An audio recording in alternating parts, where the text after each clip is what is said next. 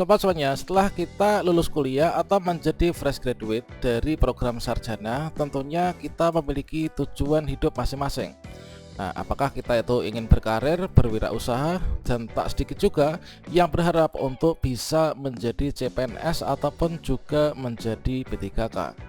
Nah, pada video ini kita akan memberikan gambaran kira-kira bagaimana sih untuk nasib fresh graduate di tahun 2023 kalau misalkan kita melihat mekanisme pengadaan CASN tahun 2023.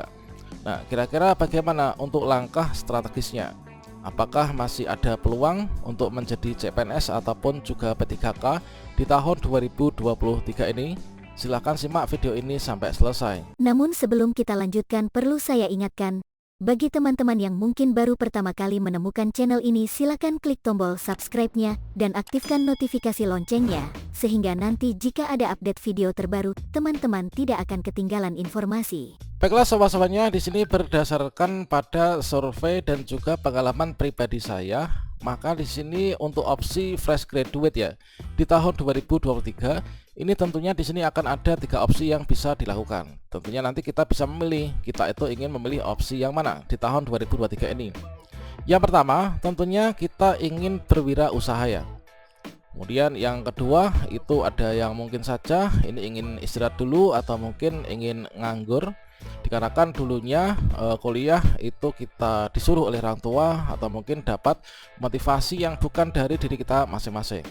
Kemudian yang ketiga, tentunya di sini ada banyak juga yaitu yang ingin bekerja ya.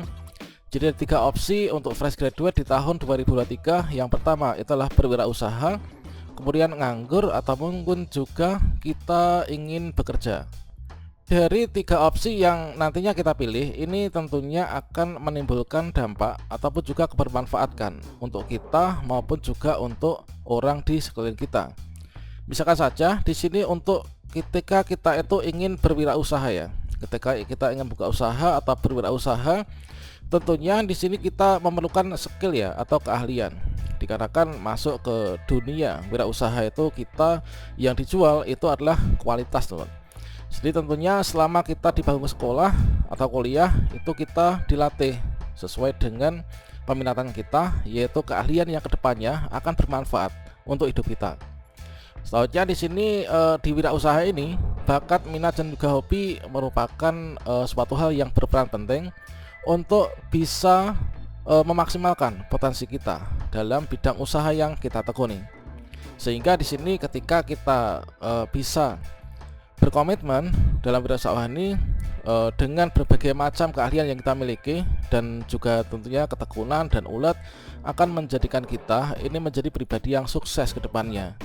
Kemudian untuk opsi yang kedua ini adalah banyak juga yang memilih, yaitu memilih nganggur ya atau istirahat dulu dikarenakan mencari pekerjaan juga sulit. Kemudian ingin berwirausaha, tentunya yang ditanyakan pertama itulah modalnya dari mana, seperti itu. Nah di sini ketika kita nganggur, tentunya yang akan terjadi ini adalah kita tetap akan menjadi beban orang tua ya. Yang mana beban orang tua tentunya menyekolahkan kita, itu ingin kita itu mendapatkan penghidupan yang lebih baik. Kalau misalkan kita terus nganggur, maka tetap mereka itu menjadi beban pikiran ya. Dan yang kedua juga dari persepsi masyarakat tentunya akan menganggap bahwa kita itu sarjana yang tidak kreatif ya, sehingga kita bisa nganggur seperti ini.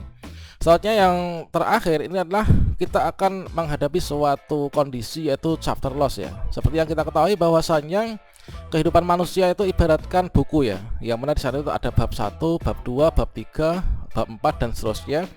Nah, kalau misalkan bab 1 itu kita masa kanak-kanak, kemudian bab kedua dapat dikatakan kita masa-masa sekolah sampai dengan lulus kuliah, kemudian di bagian bab ketiga itu masa dimana kita sudah selesai sekolah untuk mencari jati diri kita, menemukan jati diri kira-kira kedepannya kita menjadi apa, itu adalah kita ditentukan setelah kita lulus kuliah nih. Kalau misalkan kita nganggur, tentunya kita akan kehilangan momentum tersebut. Sehingga di sini kalau misalkan kita sudah caplos ini, maka kedepannya ketika kita sudah memasuki masa-masa menuju berumah tangga ya misalkan, maka dari chapter loss ini akan berpengaruh terhadap kondisi ekonomi kita ke depannya. Tentunya kita tidak ingin terkait dengan hal ini. Nah selanjutnya kalau misalkan kita memilih opsi bekerja ya, Ketika kita bekerja, ini nanti setidaknya kita akan mendapatkan pengalaman. Itu yang pertama, tentunya pengalaman ini sangat berpenting sekali ya. Ini yang kedua, tentunya kita bisa mendapatkan penghasilan. Entah itu di sini penghasilannya banyak atau sedikit, tentunya masing-masing perusahaan atau tempat bekerja itu sesuai dengan kemampuannya dan juga sesuai dengan skill yang kita miliki. Kemudian di sini ketika kita bekerja ini bisa sebagai batu loncatan. Nah, di sini yang pertama kita dapat pengalaman, yang utama kemudian dapat penghasilan dan juga dapat batu loncatan. Nah, bagi yang di sini bekerja, inilah yang nanti bisa berpotensi untuk kedepannya. Mungkin saja teman-teman itu ingin bekerja dalam suatu pekerjaan yang terikat, yang dapat dikatakan sebagai ASN ya. Dan berikutnya ketika kita memilih opsi yang ketiga yaitu bekerja, tentunya di sini untuk opsi bekerja yang pertama, ada teman-teman yang ingin bekerja pada instansi pemerintah. Nah, kita bekerja pada instansi pemerintah, entah itu di kementerian atau mungkin juga di instansi daerah, di sekolah negeri misalkan. Ketika kita itu ijazahnya pendidikan atau non pendidikan yang memungkinkan untuk bisa melamar di sana. Dan yang kedua, kita ingin bekerja pada instansi swasta. Tentunya ketika kita bekerja entah itu di instansi pemerintah maupun swasta, itu yang pertama yang kita dapatkan adalah pengalaman. Kemudian tentunya yang kedua adalah gaji dan juga jenjang karir untuk kedepannya. Nah, di sini kalau misalkan kita ingin bekerja di instansi pemerintahan, maka di sini kita bisa menjadi honorer ya. Namun untuk penerimaan honorer di instansi pemerintah ini sesuai dengan peraturan terbaru bahwasanya untuk penerimaan honorer baru itu sudah ditutup ya, dikarenakan untuk honorer yang sudah ada pada instansi pemerintah sampai saat ini yang masuk dalam pendataan non ASN kemarin, itu kedepannya diupayakan untuk bisa diselesaikan, sehingga untuk honorer baru tentunya di instansi pemerintah ini sudah ditutup. Soalnya kalau misalkan kita ingin bekerja di instansi pemerintah, ingin menjadi CPNS misalkan. Nah, untuk menjadi CPNS di tahun 2023 ini formasinya tuh cukup minim ya. Kalau misalkan kita mencermati kemarin informasi terbaru dari Pan RB bahwasanya memang di tahun 2023 ini dibuka seleksi CASN yang terdiri dari P3K dan juga CPNS. Namun untuk yang CPNS itu sangat minim dan ditempatkan di pusat, dan rata-rata itulah untuk profesi kejaksaan, kemudian data scientist dan sebagainya. Sehingga kondisi tersebut yang formasinya di pusat dan juga terbatas ini akan bisa membuat teman-teman yang mungkin jurusannya nggak sesuai dengan itu, ini pupus harapannya untuk bisa mendaftar CPNS di tahun ini, dikarenakan linearitas dan juga tentunya pesaing yang cukup ketat ya. Kemudian kalau misalkan kita ingin menjadi P3K, ini tentunya di instansi pemerintah. Ini untuk seleksinya mulai tahun 2022 sampai kedepannya itu adalah seleksi tertutup ya. Ini berkaitan dengan rencana penghapusan pemerintah untuk tenaga honorer, yang mana di tahun 2023 ini diberikan kesempatan untuk melakukan pengangkatan. Jadi fokus untuk pengangkatan itu untuk guru honorer ataupun juga tenaga honorer yang ada di instansi pemerintah. Sehingga kalau misalkan kita ingin mendaftar P3K itu tentunya seleksinya tertutup. Kalau misalkan kita ingin daftar di sekolah misalkan menjadi guru, maka kalau nggak terdaftar di Dapodik kita nggak bisa mendaftar di sana. Kemudian kalau misalkan ingin di tenaga kesehatan misalkan, entah itu dokter, kemudian perawat, bidan dan sebagainya, tentunya juga ingin mendaftar itu harus terdaftar di SISDMK ya. Kemudian kalau misalkan kita ingin mendaftar di instansi daerah untuk yang P3K teknis, itu adalah harus memiliki minimal 2 tahun ya untuk masa pengabdian atau pengalaman kerja minimal 2 tahun. Kemudian kalau kita bekerja di instansi swasta, itu adalah tentunya di sini harus sesuai dengan ijazah kita ya. Ini sekaligus sebagai rekomendasi. Kalau misalkan kita terpaksa ingin bekerja di instansi swasta, ini diupayakan sesuai dengan ijazah kita dan juga sesuai dengan formasi yang kedepannya akan kita lamar ya, sesuai dengan peminatan, sesuai dengan ijazah ini. Sehingga kedepannya ketika teman-teman yang saat ini bekerja di instansi swasta, ini nanti kedepannya ketika dibuka pendaftaran P3K teknis, ini bisa melakukan pendaftaran. Dikarenakan untuk mendaftar di P3K teknis itu adalah minimal harus punya pengalaman 2 tahun. Dan pengalaman itu relevan dengan formasi yang dilamar, relevan dengan ijazah yang dimiliki. Namun entah itu kita bekerja di instansi pemerintah maupun swasta, tentunya di sini masih terbuka untuk kedepannya, yaitu untuk celah menjadi CPNS dan juga P3K. Nah, celah pertama ini adalah bagi yang sudah terdaftar di Dapodik maupun Simpatika maupun SISDMK, ini bisa mendaftar di P3K. Kemudian ketika teman-teman ini di swasta ya, di instansi swasta, ketika kita di instansi swasta misalkan ini adalah kita bisa ikut juga untuk PPG Prajabatan. Nah, salah satu program Kemdikbud unggulan yang kedepannya dipersiapkan untuk menjadi CPNS P3K mulai 2025 ke depannya, ini adalah melalui PPG Prajabatan. Bagi teman-teman yang punya ijazah yang linear sesuai dengan linearisasi PPG Prajab, silahkan nanti cek dan lakukan pendaftaran. Di tahun 2022 sedang berlangsung, di tahun 2023 nanti akan dibuka kembali. Nah, di sini syarat utamanya tentunya ketika kita sudah bekerja di instansi pemerintah, inilah kita tidak pernah terdaftar di Dapodik dan tidak pernah terdaftar di Simpatika. Ini kita bisa mendaftar P3K, bisa mendaftar PPG Prajabatan. Teman-teman yang di swasta, ini kita tentunya sangat lebar terbuka ya untuk kesempatan menjadi guru melalui mekanisme PPG Prajabatan ini. Nah, sekarang kalau misalkan kita bicara peluang ya, peluang fresh graduate di tahun 2023 terkait tentang CPNS dan juga P3K, seperti yang telah disampaikan oleh Pan RB beberapa waktu yang lalu, bahwasanya arah kebijakan pengadaan ASN tahun 2023 ini berfokus pada 4 arah kebijakan. Yang pertama, fokus pada pelayanan dasar, yaitu guru dan tenaga kesehatan dengan seoptimal mungkin ya, menyelesaikan tenaga non ASN yang saat ini sudah terdata.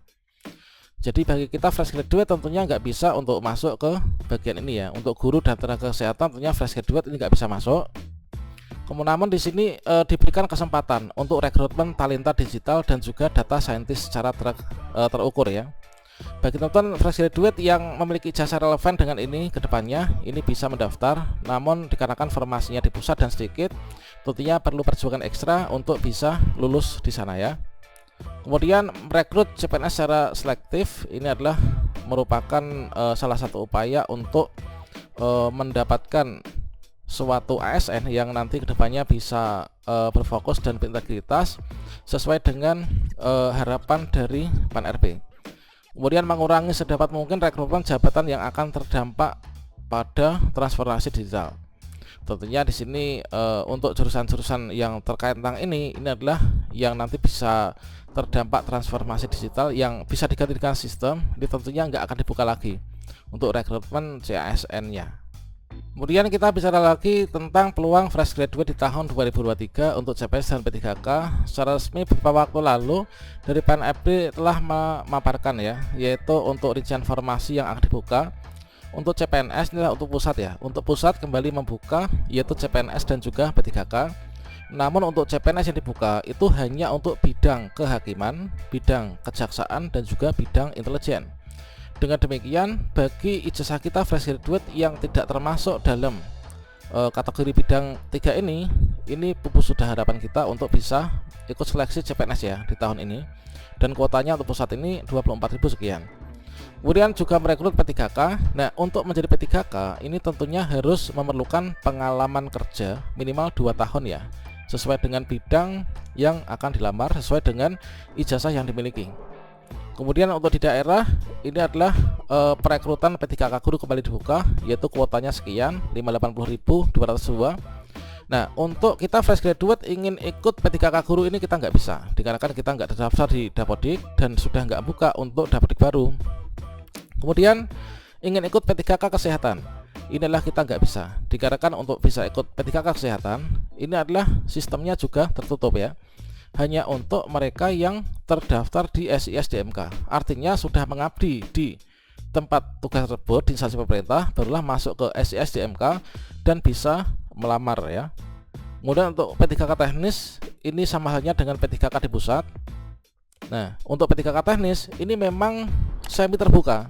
Semi terbuka itu kita dari luar bisa mendaftar, tidak harus terdaftar di mana-mana, yang penting kita memiliki masa kerja.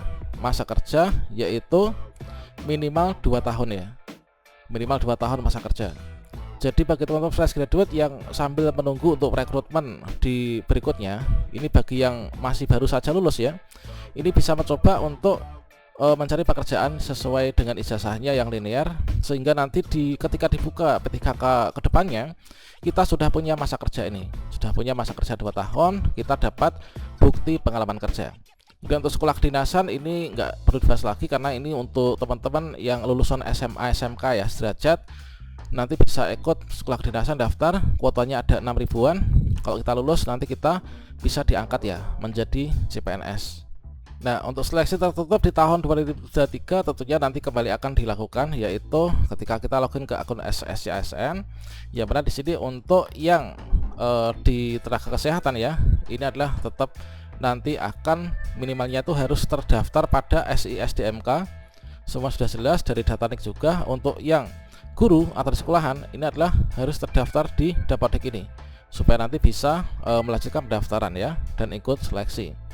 Nah, selanjutnya di sini dari Kementerian Keuangan juga ini sudah mengalokasikan untuk masing-masing anggaran, yaitu jumlah formasi P3K yang akan dibuka itu sudah ditentukan. Daerah-daerah mana saja yang membuka formasi, entah itu guru, tenaga kesehatan maupun juga tenaga teknis ya. Oke, demikian, semoga bisa sedikit memberikan pencerahan dan rekomendasi bagi teman-teman yang selama ini mungkin bingung ingin kemana setelah kita lulus kuliah. Semoga bisa menjadi salah satu referensi. Wassalamualaikum warahmatullahi wabarakatuh.